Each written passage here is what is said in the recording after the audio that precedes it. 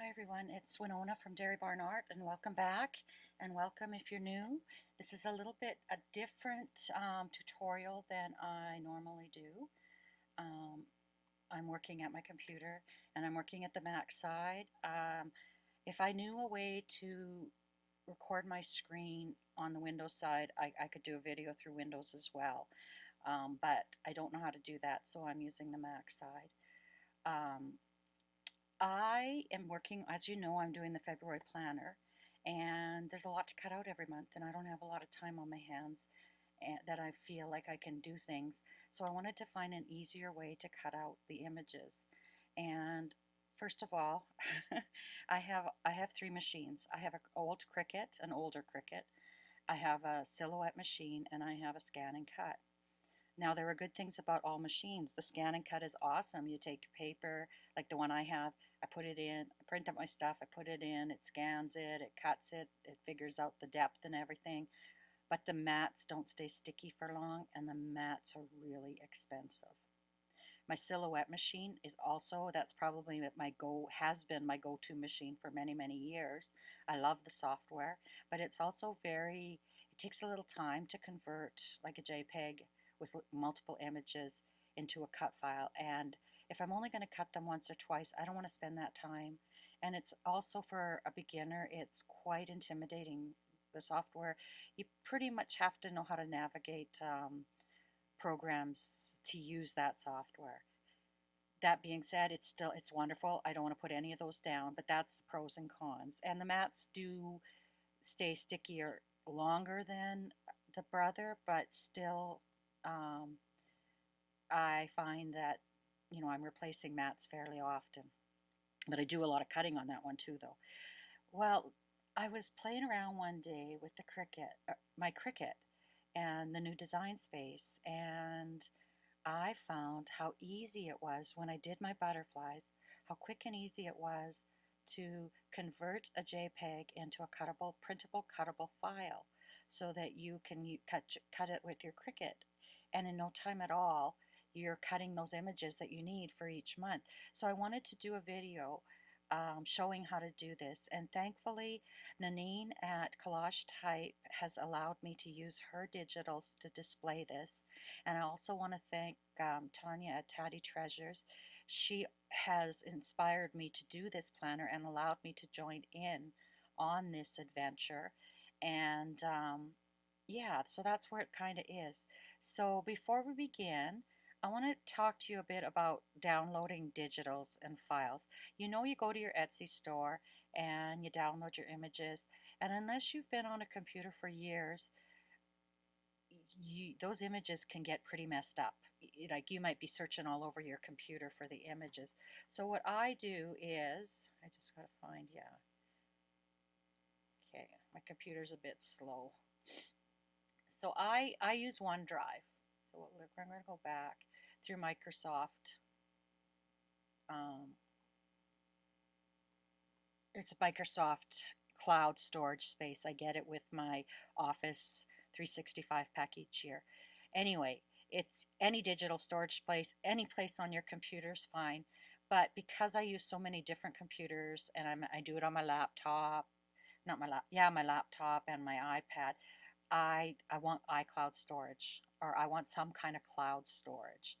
And I have a lot of digitals, and um, I've bought a lot of digitals. My health isn't the greatest, and that's one thing I tend to do when I don't feel well is I shop, and I shop online a lot. So don't be dismayed or don't be surprised when I open my digital papers. So first of all, I made a file for digital papers. So when I open that file, I have a file for each company that I buy the papers from. And I make that file up as I buy the papers. It doesn't automatically appear. I have to make the file and then put the papers in that file. But then once I do, I'll go into Nanine's file here. I have a file folder for each of the papers that I've bought from her. And we'll open this one here, Purple Prayer Journal. That way there, I go in there and I've got everything that's in that journal that I need, instead of just having Collage Type, and then I just have a list of files, because when we go to do a project, then I got to figure out what files I'm using. But I also, in here, I have a file at the very top that I've named 01 New Purchases. And the reason it's called 01 New Purchases is because if you put a 01 at the top, it'll in front of it, it'll keep that file at the top if you're sorted alphabetically. Automatically, that file's at the top, so it's easy to find. So when I buy new things, I store everything I buy that's new in that file until, number one, I've printed it out. I print out every digital I buy, and I store them in binders. And like, say I want to do a fairy journal, I have a spot in one binder that's fairies, and I just have to go to that binder, and everything I have related to fairies is in that section. And that way there, when I want to go to do that journal, I can look up and say, oh, I want to print this. Oh, I don't like that. I don't want to print that. And anyway, that's just the way I am. I'm kind of, yeah, super over organized. But anyway, they stay in this file until I've done that. And the other thing I do is I put them on a spreadsheet. So I have a spreadsheet, and I've got it sorted by the company name or the designer's name, and then by the digitals. That way there, if I'm browsing the internet and I see this wonderful digital and I think, did I buy that? I can just quickly look at my spreadsheet and say, oh, I already own that, or I don't own it, and that way it avoids buying double. So anyway, if I go into here, I've got my new purchases that I haven't done that yet. I've printed them, they're in the binders, but I haven't put them to my spreadsheet yet. So I have a file called Planner, and in it I've got just the basic planner kit that she had, and I've got January and February so far. So far we're not really getting into how to cut with your Cricut, but this is just something I feel that helps. It helps me stay organized, and it helps me find things easier. So anyway, in my February file, I have 3 files, and I'm going to cut from this journal labels, junk journal labels right now. That's the one I'm going to cut, but it's a PDF, and Cricut will not cut a PDF file. So you have to convert that file to a JPEG. Because I'm working on these files are on my OneDrive, this is something you probably wouldn't have to do if you're not storing to the cloud.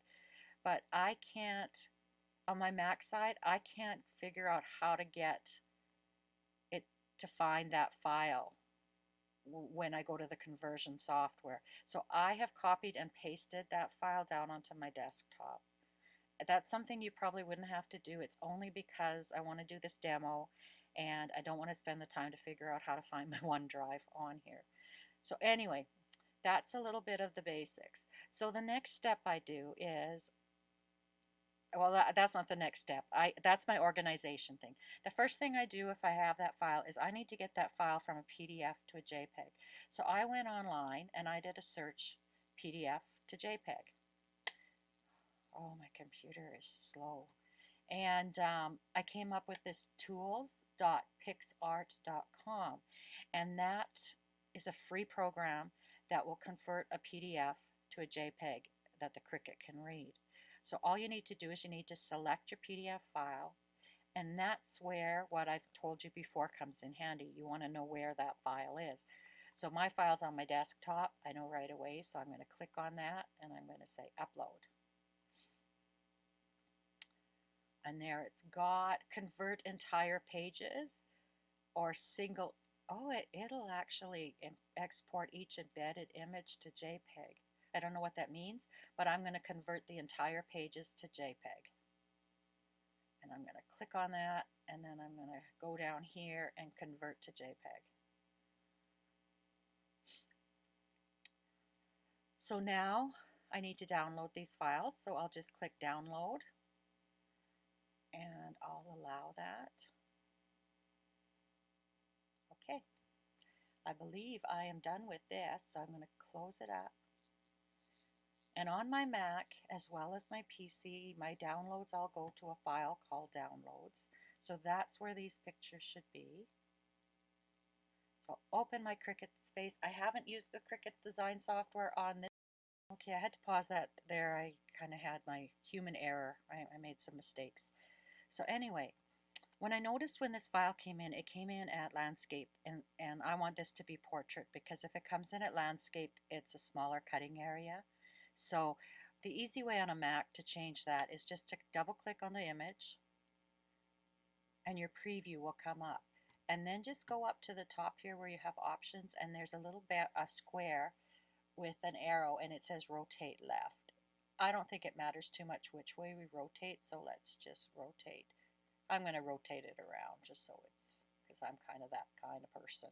So anyway, then we just have to go File and Save. And it'll save that. If you noticed in my downloads file here, it changed it to portrait. So anyway, we're in the Cricut Studio now. We're in actually what I wanted to show you. So I've just logged in and this is the screen that comes up. And now I click those three little bars on the top left hand corner and I click and then I go down to Canvas. Then I go down on the left hand side through the icons until it says Uploads. So we click on Uploads. Okay. Now you have two choices. You have image or you have pattern fill. We want to do image. Pattern fill is if you're downloading or you want to upload a decorative paper, for instance, that you have, and you want to use it if you're making a whole bunch of squares and you want to fill those squares with that paper. That's a pattern fill. But we're doing an image file, and it says it's compatible. We need a JPEG, a GIF, a PNG, a BMP, an SVG, or a DFX.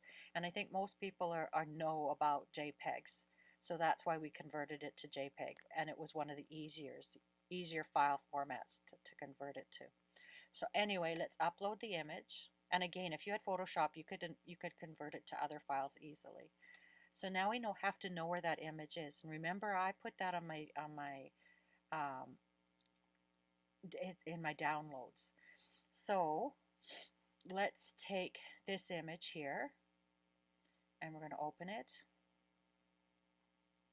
Now we have three choices. We've got simple, moderate, and complex. And some images will work really well with simple, and that's what you use. But you may have to try the others. So let's just try simple and see what we get. And then we're going to hit continue. And let's see what happens when we press select down here. Oh, and then we're going to click on our image. Actually, that's pretty darn good, but I want to preview what it's going to cut. That's a pretty darn good cut file, but I don't want Collage Type showing up. So what I could do is I could click on the erase and I can go in, let's hide the cut image, sorry. And I can go in and I can erase these words. And you can make your eraser bigger or smaller. I should really have my little pen out to do this. But anyway, you can erase them. But let's see what, can I go back now? Will it let me? Yes. Oops, I hit back too many times and I'm just going to keep going here. I'm going to pull that file up again. Sorry about that. So let's see moderate. Let's see what that brings us. And then click continue in the bottom right hand corner. So we've got the select clicked. Let's click on our image in a part that you want to remove and see what we get. And that's pretty good. Let's preview the cut image. That's really good actually. And we'd have to go in and remove the collage type. But I still want to see what it would look like if I click the back button. Let's see what complex does. Oh, I keep forgetting to hit continue. So let's see what complex does for us. That's pretty good. Let's preview our cut image. Okay, let's take our eraser because I don't want to cut out Collage Type. I'm going to make it a little bit smaller because I'm not the greatest working with my mouse. And I'm going to go over and I'm going to hold my mouse button down and press it down while I go across here to remove that. Now we can make this bigger.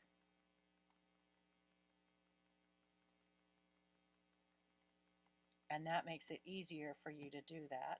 So let's take my little, come on, my cursor's not working with me. I'm going to remove, oops, I removed too much. Let's restore.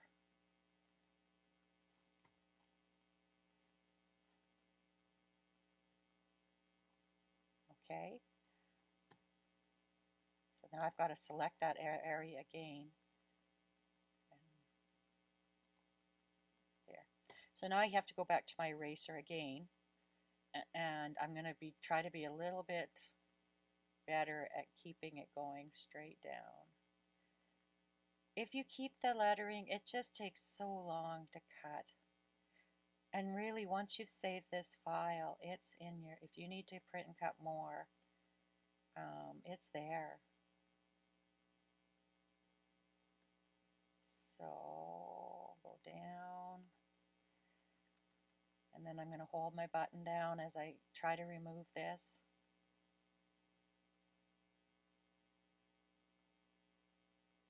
Okay, and let's go. We'll take this image down some more. Okay, and let's preview our cut image. Awesome. That looks really good. We could zoom in and preview the cut image. Will it do that? No, it goes back to 96. Oh, you can see here I missed a little bit. Did I catch it that time? Nope. So I need to go back up here. Can you see right here? I missed that little bit, but I don't want to catch that cut line, so I'm just going to click there. Let's see what happens now. Good. So now we click Apply and Continue. Shows this is our print, then cut image. This is if we want to print it and then cut it. This is if, oops, I left a little bit there that I could clean up, but I'm not going to. This is if we just want to put cardstock in and have the images cut. So I'm gonna leave this Junk Journal February Labels 1, and my tags are gonna be numbers and planner. So if I need to search for it, that's fine. So now I just click Upload. Okay, what am I missing? Why isn't it uploading?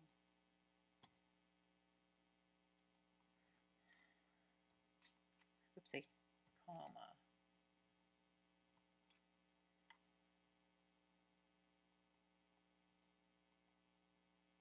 There we go. Oh, sorry. It's been so long since I've done this. I have to decide whether I want to upload just the image, just the cut image, which you could if you wanted to just cut those shapes out of cardstock, or the print and cut image. I want to upload the print and cut image.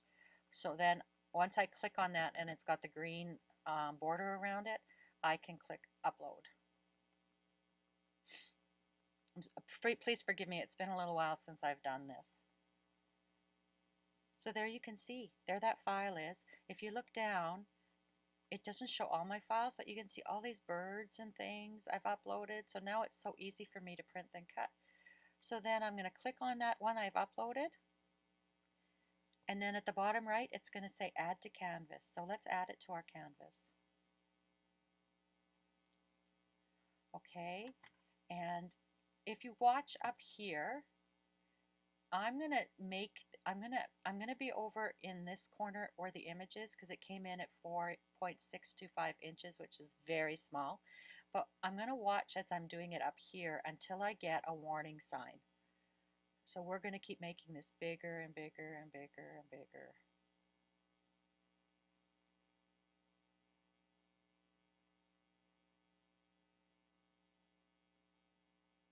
Why am I not not getting a warning sign. Oh, right there, see? We've got this warning sign, and that's saying it's too big. It's not going to work. So it's usually about 9 inches that it'll cut. So we need to take this down until that warning sign disappears. And I have to be very careful because my computer is running slow because I'm filming off of it. So I can make this bigger yet. Oh, that's too big. So I'm going to make it a little bit smaller. Click there. So I can, this is the size I can print this image now. So now I'm going to go up to the top right hand corner and click make it. And that's how it's going to print. So we need to print then cut. So let's, and I want to send it, I have 3 printers. I want to send it to my Epson because that's hooked right up to my machine here. And I need 1 copies. I'm going to add bleed, and then I'm just going to print.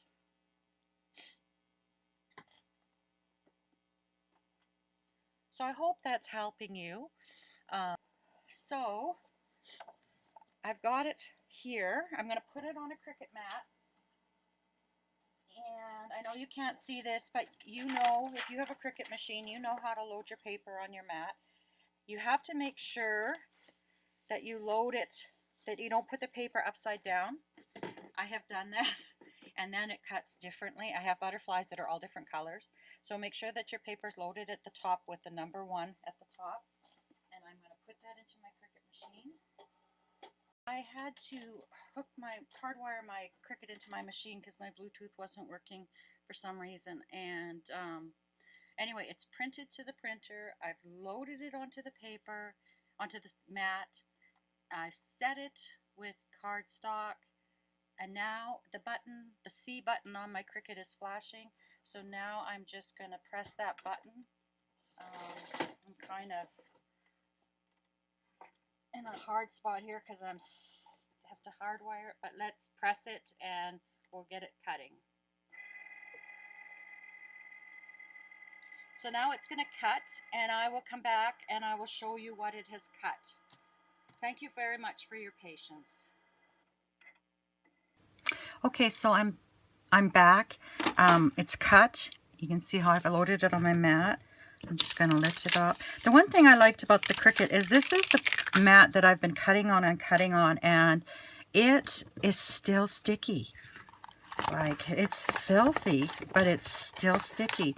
Now, I don't keep my Cricut in a stationary spot, so I can see that I needed to calibrate my Cricut. It didn't cut quite right, and it cut off some of the borders a bit. But you can play in the software and you can fix that up in your software settings. I just didn't do that, didn't take the time. But look how quickly I have that whole page cut. And I know it's not perfect, but you know, my cutting isn't perfect either. So I'm going to spend some time today and I'm going to keep cutting, and yeah, I'll have everything ready for my planner. So thank you for watching. If you've watched to the end, thanks a lot. And if you like what you see, again, please subscribe, like, and comment. Anyway, that's it for today. Again, thanks again to Nanine and Tania at Tatty Treasures for allowing me to do this. And I wish you lots of luck and happiness until we meet again. Take care, my friends. Bye-bye.